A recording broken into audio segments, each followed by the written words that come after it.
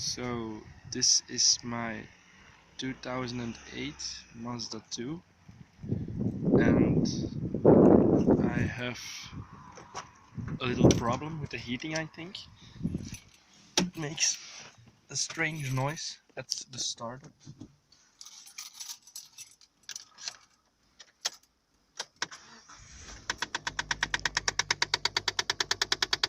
It comes from here somewhere, but it stops after a few seconds.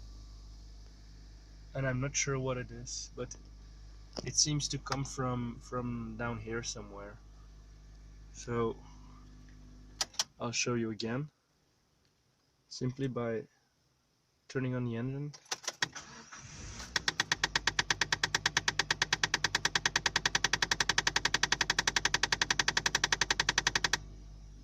And then it stops. So if any of you have ideas, please let me know. Thank you.